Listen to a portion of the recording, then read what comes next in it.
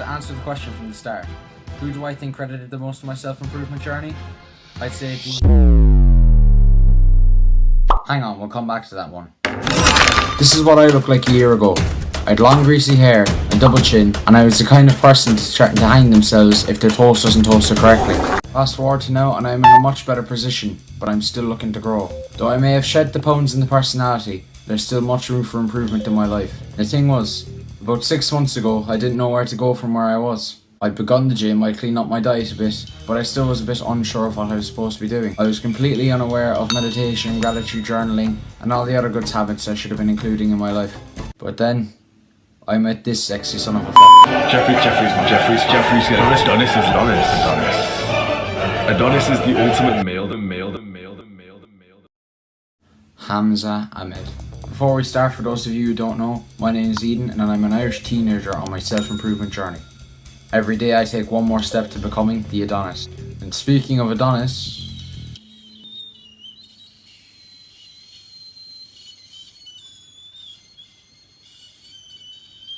Hamza. Hamza is a self-improvement cult leader with over 400,000 YouTube subscribers and rapidly growing. I first stumbled on him on November 17th, 2021.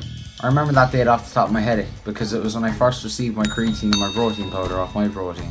That day I was just flipping through videos on the Switch like the spar guy was, and suddenly I stumbled across one video, A Teenager's Guide to Life. If you're interested in watching it, that video's been renamed to Full Guide to Being a Teenager, but same content. Curious and looking to take the next step in my life, I decided to click on it and give this guy a watch. And the advice was really f***ing good to say the least. Or I'm assuming it must have been. Because after that, I moved on to another. And then another, and another, and another. Until before I knew it, I consumed Hamza's entire library. But I was doing it wrong. In my first week of watching Hamza, I found one video. And it showed me a practice I should have been doing all along with these videos. I'll put the clip on screen here. I've been mindlessly consuming, but not actually taking into account the lessons that Hamza had taught me. So with that I set some new rules. I restricted myself to one Hamza video per day, and I had to write down the lesson I learned after watching each one. And before I know it, everything skyrocketed for me. My productivity went up, my gym consistency went up, my happiness went up. And then one day, I discovered Hamza Unfiltered. It was Hamza's second channel full of all the long content similar to the first video I ever watched. And it gave hard, rough truths about life and self-improvement that I needed to be here. In fact, this channel was inspired off one of those videos. Hang on, let me get the title up one moment. Make a self-improvement YouTube channel. Now I started publishing content before I watched this video because the video came out after I started publishing. But I didn't think it was where I wanted to go until I watched this video, and it gave me the kick I needed to know this is the path I want to take my self-improvement journey down. And I can say that I am at the peak of my self-improvement so far. So to answer the question from the start, who do I think credited the most of my self-improvement journey? I'd say it'd be me. It's me. I might have expected me to say that Hamza is the one who gets the most credit for my self-improvement, but that's where you'd be wrong. Because the point about self-improvement YouTube videos is that they're a guide, they aren't the actual change you need to make.